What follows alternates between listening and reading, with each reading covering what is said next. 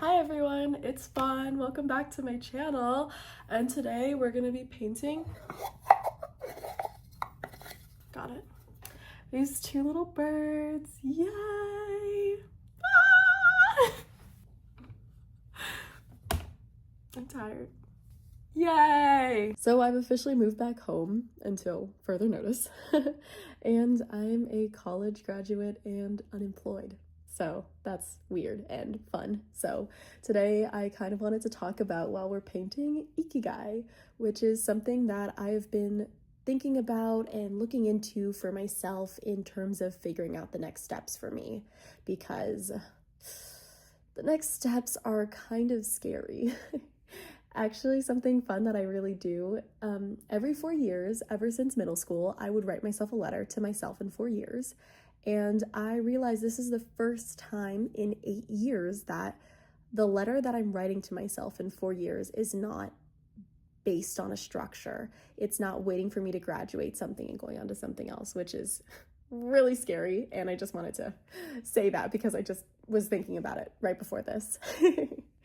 So before we get started, I want to talk about what I'm painting with today. I am painting on a 4x4 wooden panel with Angora watercolors, Faber-Castell watercolor colored pencils, Holbein gouache, and Deco Art acrylics. So what is ikigai? If you guys don't know what that is, it means the reason for getting up in the morning. So ikigai kind of is this little chart I'm going to put on the screen right now.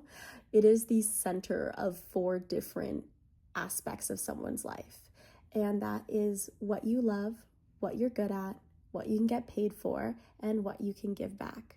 And the kind of theory behind this is that ikigai is the thing between all of those things. It's kind of like, to me, your biggest fulfillment. I haven't done too much research on it, but I've been intrigued by it and I've been using it in a way that's like helpful to me. So maybe I'm saying the wrong things about it, but I'm just talking. We're just having a little chat, you guys. So if I say something wrong about that, pardon me. I just kind of found this online and thought that was so interesting. For me, this year has been a very weird year.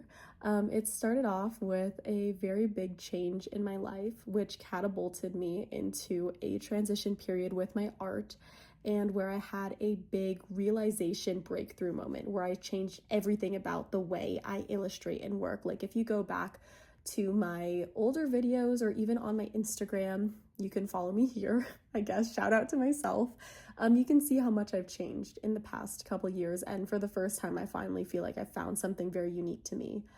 And after that, I went through a transition period of like myself, and I mean that kind of goes hand in hand with my painting. That kind of came out of a change in myself, but then I went into this transition period of like needing to work on myself and healing from stuff that was happening in my life at the time, which is why I wasn't posting. And then now I'm in a transition period because I've graduated and I don't know what I'm doing next.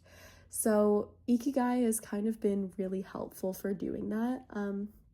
But it's kind of hard to figure out what those 4 things can be.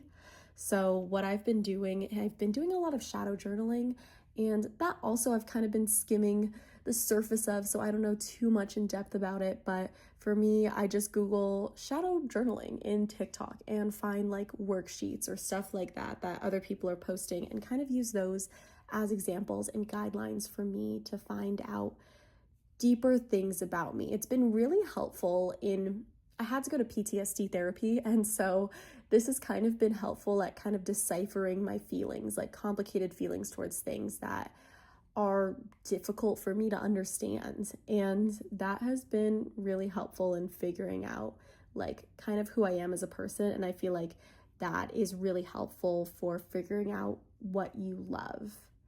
What you're good at, I think, is going to be a little bit harder for some people. I think that is a big practice in self-acceptance of not being good at things, but that also goes hand in hand with something else I saw. I forget what it was, but it was another Japanese like word where it was like, I don't remember what it was, maybe it was just this, but it was like called the beginner's mindset, and it was like kind of all about this openness to trying something new, that you should always look at new things in your life with a beginner's mindset, because when you're beginning something, there's a curiosity for trying something new. There's this like openness to being bad at it, and the possibilities are endless, versus being an expert at something. When you have a mindset of being an expert at something, you already know what the options are, you already know where you are.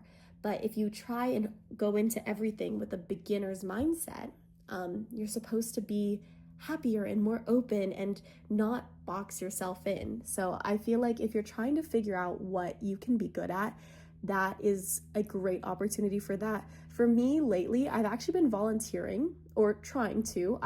It's been a week since I've been home, so I haven't really had a chance to do anything yet except for beg for jobs and be like, please let me volunteer, please let me do this, please let me do that. So I've been trying to volunteer at places. I've also been doing a lot of cold calls. I think that's really scary to a lot of people, but honestly, the more you do it, the less scary it becomes. And also, if you aren't thinking about it as much, if you send out like 15 at a time, you kind of forget who you sent them to. And if they don't respond, you kind of forget about it. So if you're trying that, do a bunch at a time. And what I mean by cold calling is kind of, I find someone who I admire, like they're an artist I know, or someone locally, or a friend of a friend, and I just kind of reach out and I go like, hey, how do you do that? I actually had a conversation with one of my professors, and I was like, hey, can we get lunch? And can I just ask if you have any recommendations to people who might help me figure out what I'm doing? And I think that's a really awesome thing, because I feel like most people, most average people who are not like very well-known famous artists, who are just kind of happy with their life and are great artists, don't expect a lot of praise, is from what I've been able to tell. So when I reach out to people, a lot of people are actually kind of shocked. They're like, oh my God, how do you know me? It's like when you don't want to be perceived and someone is perceiving you type thing. And it's really awesome to be reaching out to a lot of like smaller creators like that, because it's being able to connect with someone who is successful but doesn't have to be uber famous to still be succeeding and doing what they can do. And they also have probably a different niche or angle that is allowing them to be successful and not be super mainstream. I remember when I was doing concept art, I would just watch a TV show that I liked, like specifically an animation. I did this with Craig of the Creek a lot because that was one of my favorite shows. I loved everything about it. And I would just pause at the end of the credits and just look up the people's names, find their social media, and email them and say, hey, how did you do that? How have you been working and doing this and that? And a lot of the times you get such an open and honest feedback of like what you're doing and questions like answering that they've been doing. I've actually reached out to a lot of like people who I would consider famous with like hundreds of thousand followers, and they still a lot of the times will take the time of day and answer your questions, even if they can't like Zoom or do anything too serious. So I definitely recommend doing those two things, because it has been like super helpful in kind of figuring out different ways you can go about things. What you can be paid for is as easy as like a simple Google search, or just if you are doing these cold calls, seeing what jobs they're doing. It's not too hard to find something you can be paid for. And the biggest advice I've been given as a creative is, if you love something and people can tell, the jobs will start coming to you. And though I haven't experienced that personally, I am hoping and believing in that for myself and all of us. What you can give back, I think, is a really wholesome and sweet one to have in here, because as much as these other three are really important, being able to give back to other people can sometimes be the most fulfilling thing. I remember when I became an upperclassman in my department, and underclassmen would come up to me asking me how to use the scanner or how I'm doing certain things. I felt like the most fulfilled when I was able to help other people. And though I'm still very young and I don't have many experiences to do that, I know like as I'm getting older and trying new things, and even just like being able to talk about how I use ikigai to start figuring things out for myself will be helping other people as I get older, and more younger people need help in the world, because it's always a cycle like that.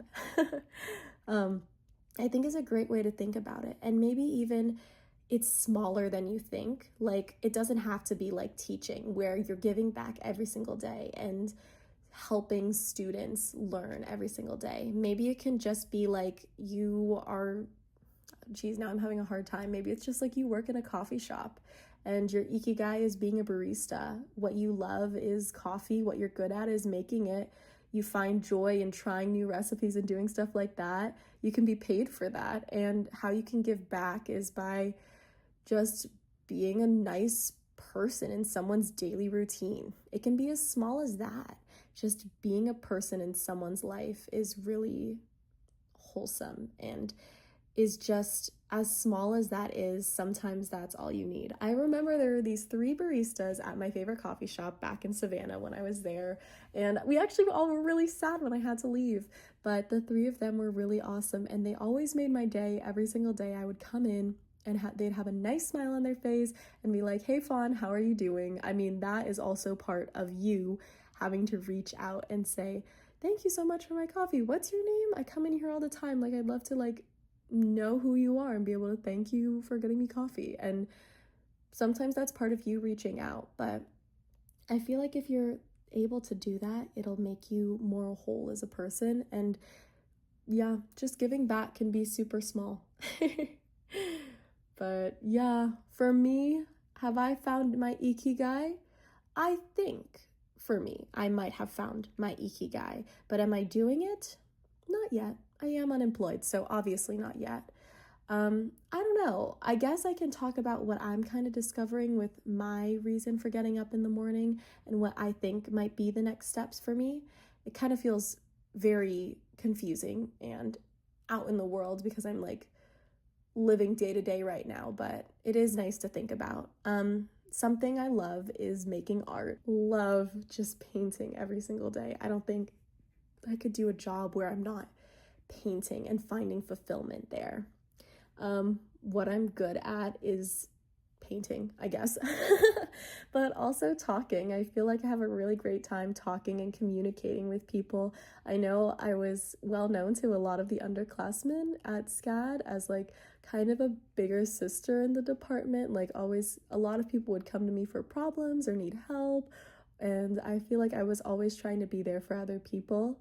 What I can be paid for, let's skip that one because that kind of jumps the gun and shows you what I want to do. But what I can give back is support and help with other people.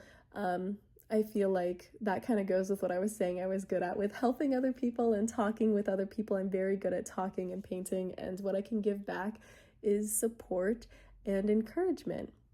And what I can be paid for is teaching or being a therapist. So for me, my ikigai, I think, potentially, we'll see, because things can always shift and change in our lives, and being okay with that is something I'm learning, working on it, especially since I'm unemployed after graduation, and that's something I have to accept, is kind of art therapy or being an art teacher, because both of those professions are allowing me to make art and also help people.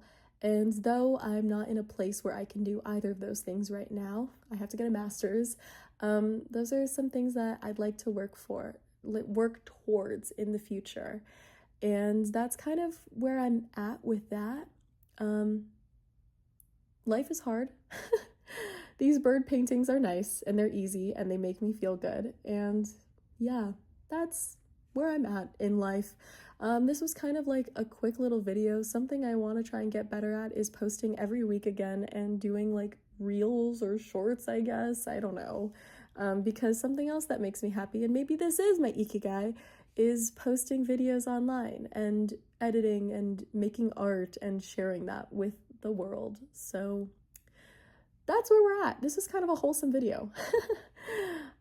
But yeah, to all the other college graduates who are unemployed, we got this. It's a little scary, a little confusing, a little everything, but it's definitely not the end of the world, and I hope we can all figure it out together.